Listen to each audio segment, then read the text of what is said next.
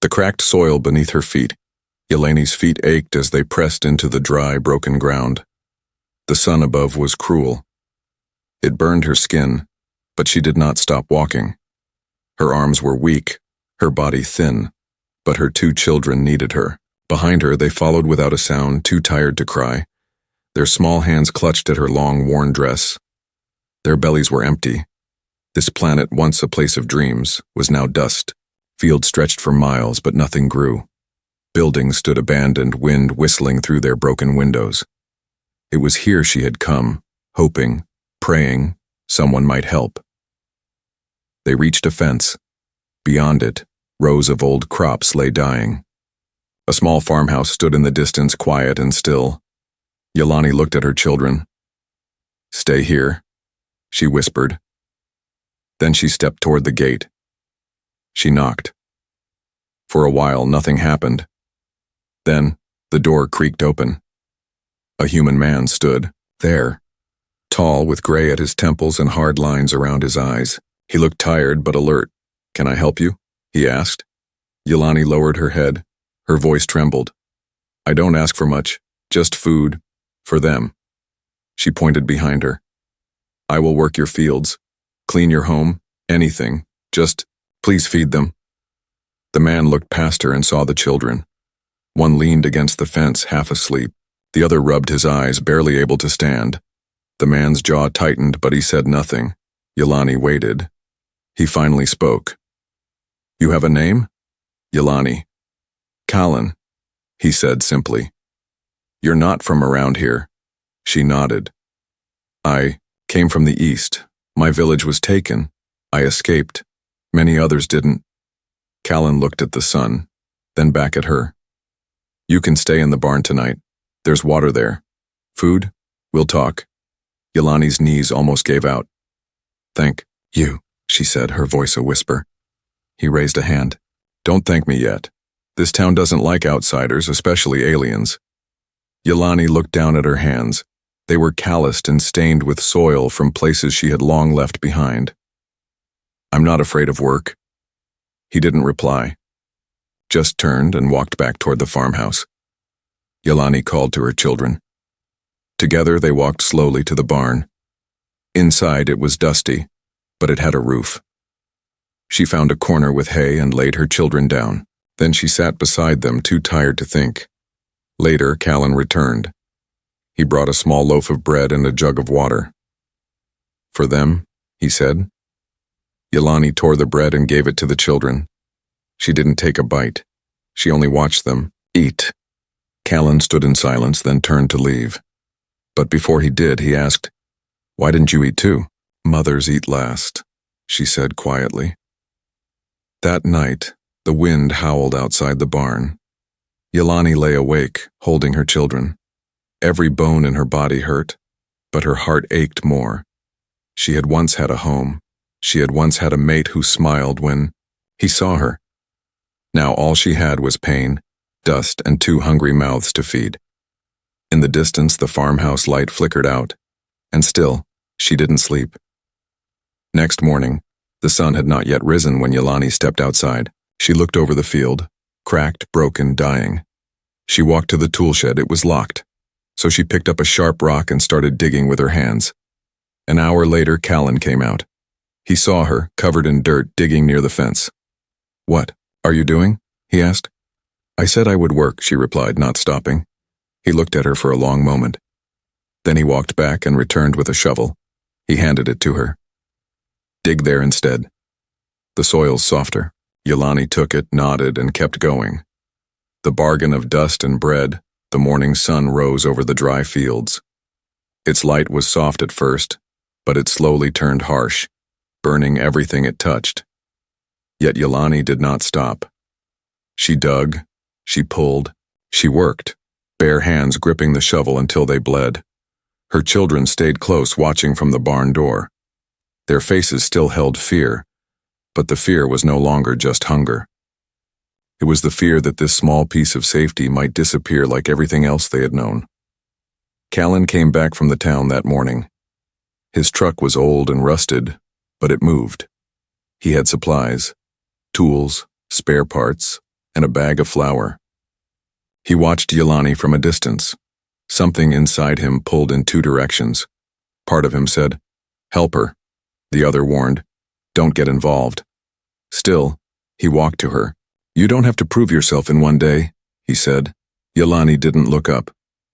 "If I don't work today, you may change your mind tomorrow." Callan placed a small basket near her. Inside it were boiled roots and bread. "Eat," he said. Yelani hesitated. "This isn't a test, it's food," Callan added. "Your kids, too." Finally, she took it and walked back to the barn. Her children's eyes lit up when they saw what she brought.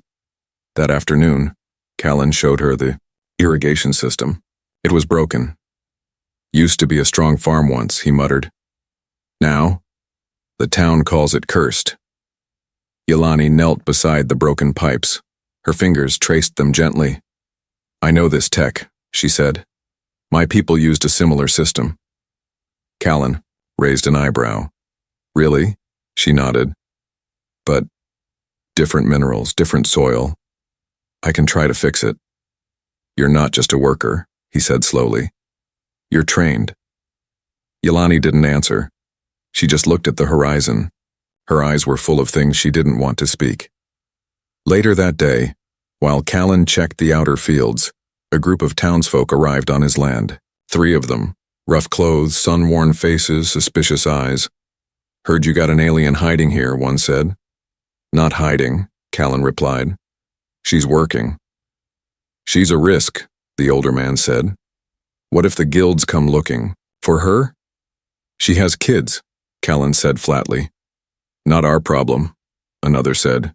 "You help one alien, others will come. That's how it starts." Callan didn't reply. He just looked past them, toward the barn. They followed his gaze. "She marked?" the older man asked. Callan's voice was low. "You mean tagged?" The man nodded. Callan thought for a moment. "I don't know. And it's none of your business." They left with harsh words, but they didn't stay long. Yelani heard it all from the barn. She sat by her children, holding them close. Her hands were shaking, but her face stayed still. "Are we going to have to run again?"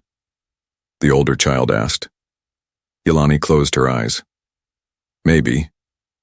That night Yelani couldn't sleep. The barn creaked in the wind. She stood and stepped outside. She found Callan sitting by a dying fire. He looked up but didn't speak. "You knew they would come?" she said softly. He nodded. "This town fears change, fears anything alien." "Then why did you help me?"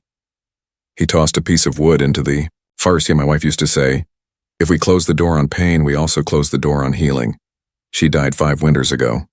Haven't opened many doors since. Yelani looked down. "I can't stay forever. They'll keep coming. They always do." "Then we fix the farm while we can," he said. "You help me. I help you. For now." She nodded, but inside, her fear grew. She knew how the guilds worked. They didn't just take runaways, they made examples of them. The next morning, Yelani began rebuilding the irrigation line. Callan handed her tools, and she explained how her people had used certain vines underground to keep water from evaporating. Together, they tried something new. As the sun climbed, the earth around the repaired pipes grew darker, wet. For the first time in years, Callan saw moisture in the soil. But in that same moment, a shadow passed over them. Yelani looked up. A small, black drone hovered overhead. Silent. Smooth. Marked with red sigils. The brand of the guild. It watched for several seconds, then zipped away.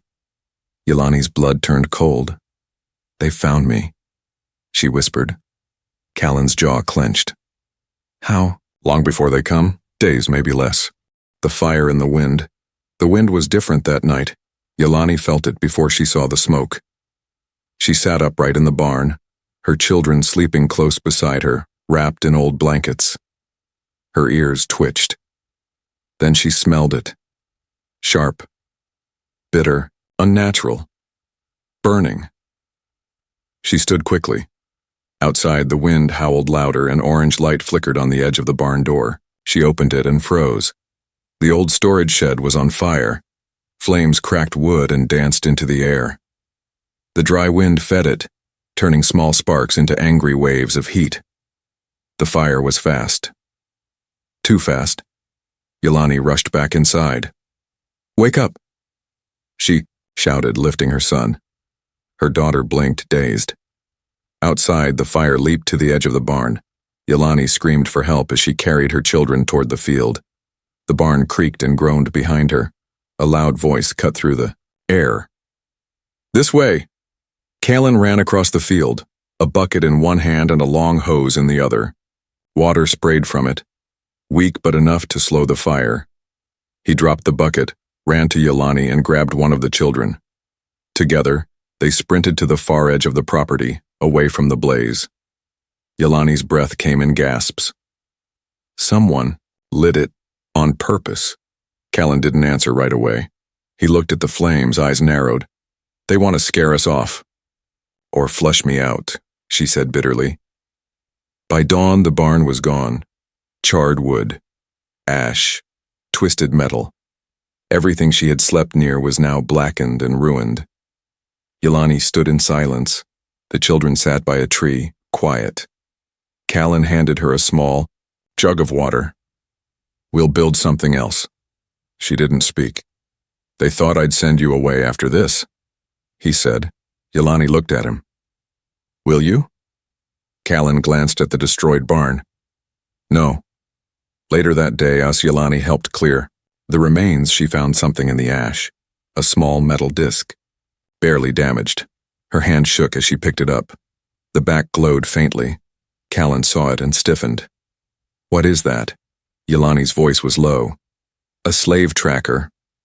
"It was still active?" he asked. She nodded.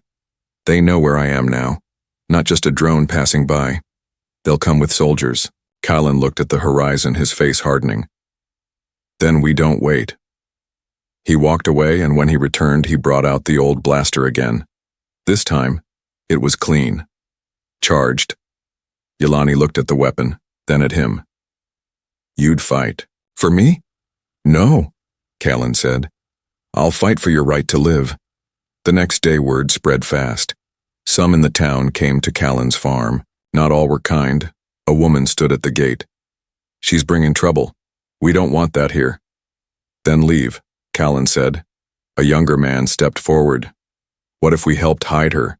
What if we built her a shelter under the fields?" Yelani blinked in surprise.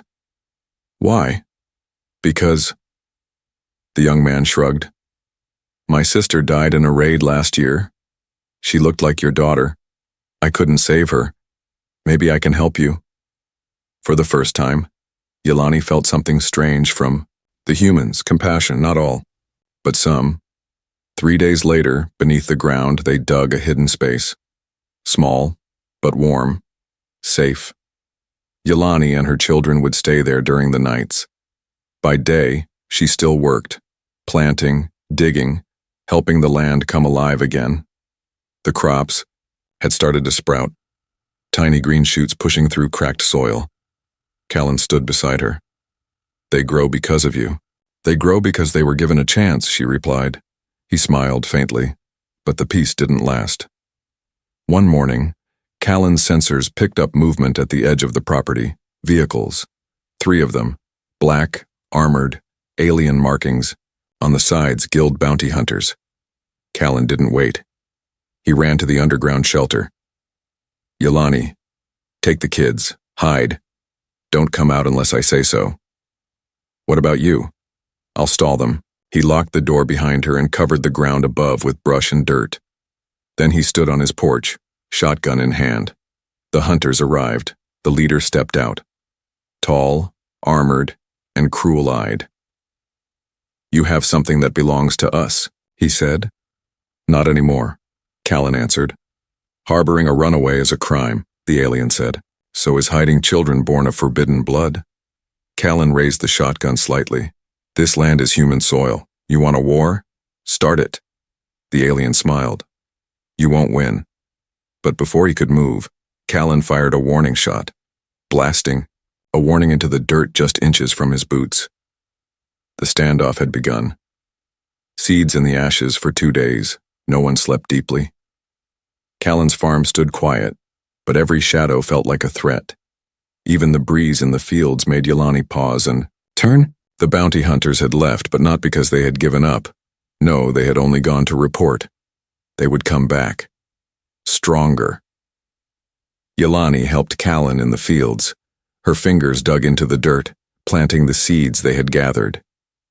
Tiny green, shoots already peeked through in some places. Hope, growing from dust. How long before they return? She asked. Callan wiped sweat from his brow. If we're lucky, a week, maybe less. She looked down at the soil. Then we need to make this land worth something before they try to take it. In the town nearby, the mayor of Greystep, an old woman named Marta, called a meeting. Dozens of townspeople gathered in the dusty hall. She's not human, someone shouted. She's a runaway. If the guilds punish us, it'll be because of her. Another voice rose. She brought life to Callan's fields. I've seen it with my own eyes. That land was dead for years. Now it's green. A third person stood. She fixed the water lines. Maybe we need more like her. Marta raised a hand. We can't save the galaxy, but we can decide who we are. Are we people who hand over mothers and children? Or people who stand for life? Silence followed. Then someone clapped. Then another. Marta sent word to Callan. The next morning at the pharma group arrived. 10 humans, carrying tools, lumber, and supplies. What is this? Yelani asked, startled. Callan smiled for the first time in days. Neighbors. They began building. New walls, a stronger shelter, and an underground food cellar. Some even helped create a false tunnel under the main barn, a decoy in case of raids. One young boy gave Yelani's daughter a stuffed toy. My sister doesn't need it anymore, he said shyly. Yelani touched his head. Thank you. Hope was growing, not just in the dirt, but in the people. 3 days later, Yelani and Callan stood at the edge of the field. Green rows stretched out like lines of courage across the land. How did you know about our soil? Callan asked. Yelani explained slowly. My people once settled planets. We learned how to speak to the land. Every world has a voice. You just need to listen. He looked at her with quiet respect. You're more than a survivor. Yelani looked at the field. So are you. But peace never lasts long. That night, a new ship appeared. Quiet, sleek, and much larger than before. It didn't land in the open. It touched down in the woods nearby, hidden under the cover of trees. Yelani woke in the middle of the night. Her heart raced. She didn't know why, until she looked out and saw glowing red lights through the forest, guild trackers. She rushed to the underground room and woke the children. Go, to the tunnel. Remember what I taught you. Mama, do as I say, she whispered. Callan grabbed his blaster and stepped onto the porch. He didn't need a speech this time. The town had already prepared. Hidden lights flicked on around the field perimeter. Traps had been placed. Shields built into farm tools shimmered in low power. They were ready, at the edge of the woods. 3 armored bounty hunters stepped out. They weren't like the last ones. These were stronger, smarter, crueler. The leader had a voice like broken glass. Return the asset and her spawn, now. Callan aimed his gun. She's not property, and they're not spawn. They're people. The leader raised a clawed hand. We have orders. Do not interfere, human. But suddenly a second voice spoke up, from the town line. We all interfere now. Marta stepped forward, holding a data pad. Behind her stood dozens of townspeople. This land has voted, she said. Under Planetary Refugee Code 147, Yelani has been granted provisional sanctuary, the bounty leader hissed. Human laws don't bind the guild. But public attention does, Marta replied. Our signal is live, transmitting. The whole system knows you're here. The bounty hunters paused. Yelani watched from her hidden place in the tunnel holding her children. Her heart beat faster, not with fear, but with something new. Protection. That night, the guild ship left. Yelani emerged from the tunnel. The stars above blinked in silence. Callan met her at the barn. We bought time. Nothing more. Time is everything, she said. Time grows roots. He nodded. And roots make trees. We'll keep planting. Yelani looked at her children asleep in the straw. They'll remember this one day. Not just the fear, the standing, the unity. Callan sighed. The guild will return with more. Unless what? Unless we take the fight to them. Not with weapons, but with truth. With evidence. You said you escaped. Did you see things? Records? Locations? Names? Yelani's eyes lit with fire. Yes, I saw it all. I never forgot. The price of freedom? The town slept, but Callan's farmhouse light stayed on. Yelani sat at the kitchen table, the old datapad glowing softly before her. It took hours to break the encryption. Her hands moved quickly. She remembered the systems, remembered how the slave networks were built. She had seen them from the inside, and now finally she had something no one else did. Proof. These are transport logs, she said. Dates, names, shipments. Look, this one matches the route they took me on. Callan leaned in. They documented it all? They thought no one would ever escape. No one would live to tell. Callan's jaw tightened. We send this to Earth authorities. Yelani shook her head. Not yet. They'll hide it again. We need to show it. Loud, public, permanent. Then we take it off planet, Callan said. Yelani stared at him. We? He nodded. We're in this together. The next day, the town gathered at Callan's farm again. Word had spread. Yelani had something. Something the galaxy needed to see. She stood before them, quiet but strong. The guilds didn't just take me, they took thousands. This, she held up the datapad, is the truth they buried. How can we help? Someone asked. We need to reach a broadcast tower, Callan said, outside the neutral zone. Only then can we share it system-wide. Marta, the mayor, stepped forward. The old station at Ridgepoint. It's abandoned, but it still works. It's dangerous. So are lies, Yelani said. That night they prepared. Yelani, Callan, and 2 others would travel under cover of dark. A small hover truck, old but quiet. They packed the pad, emergency supplies, and weapons, just in case. The children stayed. Behind, hidden deep underground with trusted townsfolk. Yelani kissed their foreheads. Be brave, she whispered. Just like you always are. Her daughter clutched her hand. Come back, Mama. I will. The road to Ridgepoint, the stars were sharp above them. Silent watchers in the sky. The hover truck moved slowly through the dust roads. Ridgepoint was nearly 60 kilometers away, through forgotten lands, burned homes, and ruined outposts.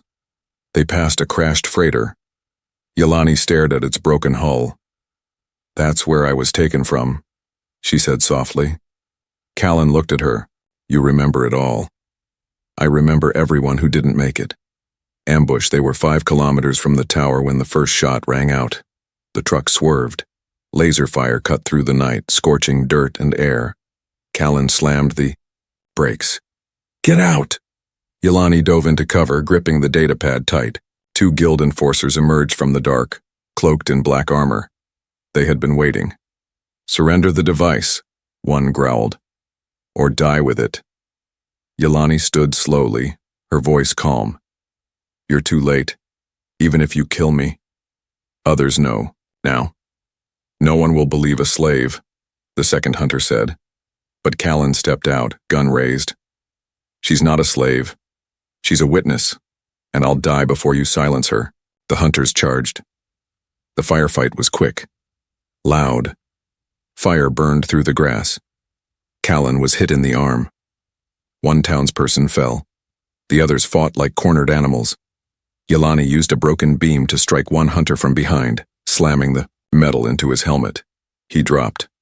The second tried to grab the pad, but Callan fired point blank into his chest. The field went quiet.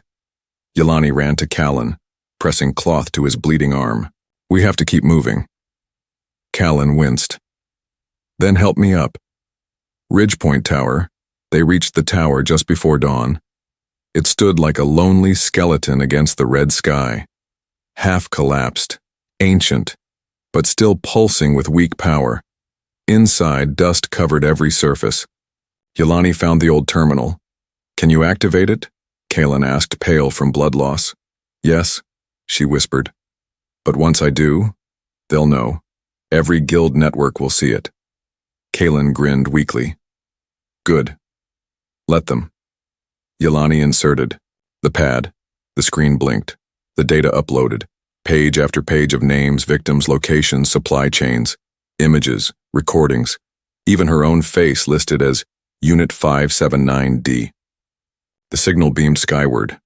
"It's done," she said. Callan collapsed beside her. "Then maybe we've won something."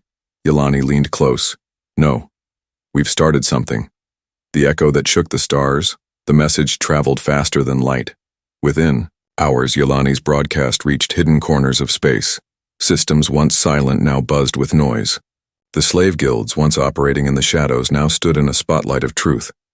In the capital city of the Terran Alliance, council members stared at their screens in disbelief. "Is this real?" one asked. "Verified," said another. "The codes match. The signatures, the logs, it's all guild network data." A third voice said, "It wasn't sent through official channels." "Does it matter?" someone whispered. "The people have already seen it." On the colony's angry crowds marched in places long silenced. Alien workers stopped mining. Former slaves lifted their heads. Children pointed at screens in hushed wonder, and across them all the same voice repeated, "This is not just one mother's story. This is thousands. This is justice long denied." Yelani's name spread like fire. To some, she was a rebel. To others, a threat. But to many, she was hope. Back on the farm, the ride back from Ridgepoint was long. Callan lay in the back of the truck, his arm bandaged but bleeding through. Yelani sat beside him, eyes wide with worry. "Stay awake," she begged. He gave a weak smile. "I'll live. Can't die now. Haven't planted spring wheat yet." But as they reached the edge of the property, they saw smoke. The farm was burning. Yelani jumped out before the truck stopped moving. Flames tore through the edges of the crop fields. The house was still standing, but the perimeter had been attacked. Marta and others rushed out to help. "It was them," she said. "A guild strike team. Didn't stay long, but they left a message." Yelani's hands shook. "What kind of message?" Marta handed her a small charred device. A warning beacon. Alien script burned into it. "Return. The data or the next attack will be final." Yelani closed her eyes. She had known this would happen, but it didn't make it easier. Callan rested inside. His wounds were deep, but not fatal. A town medic treated him. Yelani stood by his bed, silent. "You should run," Callan said weakly. "Save yourself." "I did that once," she replied, "and I lost everything." He looked at her, really looked at her. "Then stay. Fight." "Not just for me," she said. "For them." The next day, news reports exploded across the system. Humans and aliens alike demanded answers. Protests erupted on civilized worlds. Meanwhile, bounty hunters began vanishing. Some were arrested, others fled. But the guilds weren't beaten. They were regrouping. A transmission arrived encrypted, masked. It came directly to Yelani's pad. She opened it. A hooded figure appeared, alien. Tall, voice distorted. "You made us bleed," he said. "We will respond. You're not a hero, Yelani, you are a spark. And sparks are easy to stomp out." She didn't flinch. Instead, she replied, "A spark becomes flame, and flame becomes wildfire. Try to stomp it out. See what grows from the ashes." The screen went black. Later that evening, the townspeople gathered again. Marta stood before them. "This can't just be Callan's fight," she said. "This isn't even just our town's fight. It's bigger now, system-wide." A young woman stepped up. "Then let's give Yelani a voice that never dies." "What do you mean?" Yelani asked. "A permanent relay," the woman said. "A satellite above this world, broadcasting her message. Not once, but forever." Yelani's heart pounded. "You'd do that?" "Not for you," she smiled. "For every mother you speak for." Construction began. Young engineers from nearby colonies arrived. Hackers, techs, builders. Humans and aliens working side by side. Above them, a satellite rose, built in secret, fueled by truth. It was named the Yelani Flame. But the guilds moved faster than expected. 1 week later, sensors picked up a fleet heading toward the planet. Ships. Dozens. They weren't coming to warn. They were coming to erase. When the stars heard her name, the sky was no longer silent.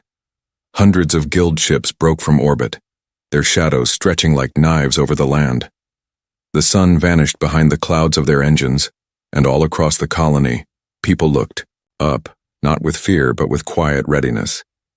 At Callan's farm, the field stood tall and green, glowing under emergency lights. Beside them stood farmers, townsfolk, children, and refugees, humans and aliens alike. Not soldiers, not warriors, but people who had chosen to stand.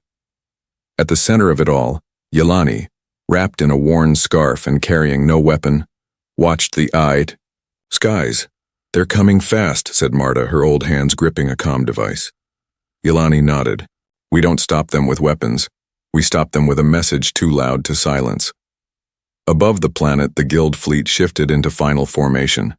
Their ships were sleek, silent, and ruthless. Inside the command vessel, the High Guild Master watched the surface. "Bring the entire site to ruin," he ordered. "The data, the mother, everything." "What about the satellite?" a soldier asked. "Jam the signal. Destroy the relay." But they were too late. In the upper sky, the Yelani Flame satellite activated its final protocol. It didn't just broadcast data, it linked with dozens of pirate radio signals, resistance networks, and underground servers. The message, Yelani's voice, now echoed across 47 planetary systems. Every word she'd spoken, every name on the list, every face they tried to erase. It could not be deleted now. On the surface, a low hum filled the air. People covered their ears as the first wave of guild drones descended. They expected fear. Instead, they found light. Miniature towers hidden around the farm burst to life, built in secret by refugee engineers.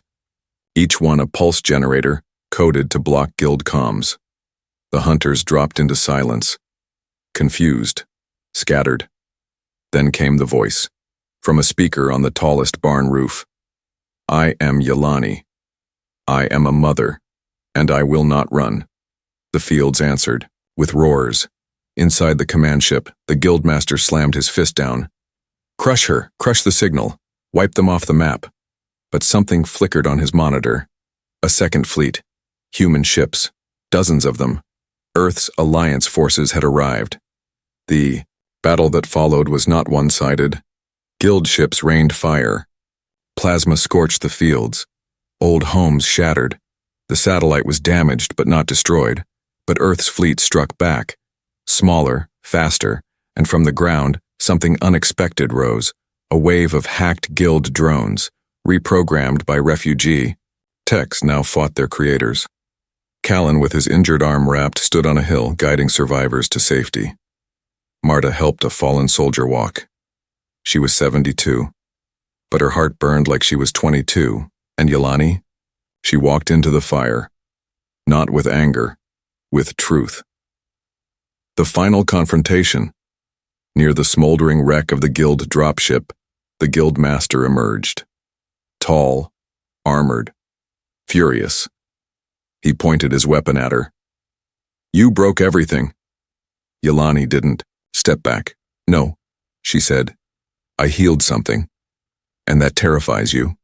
He fired, but a shield, made from old crop drone parts, blocked the shot. Behind her, a wall of people rose. Callan, her daughter, former slaves, villagers, refugees.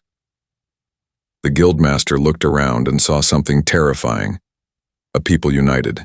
He was taken, not killed. Captured by Alliance forces, his crimes exposed across the galaxy. And in the days that followed, more guild leaders were caught. Systems declared the slave networks illegal. Trials began, and the world slowly changed. Weeks later, the farm was quiet again. Yelani sat on the rebuilt porch. Her daughter played with other children in the fields. Green stretched, farther than it ever had.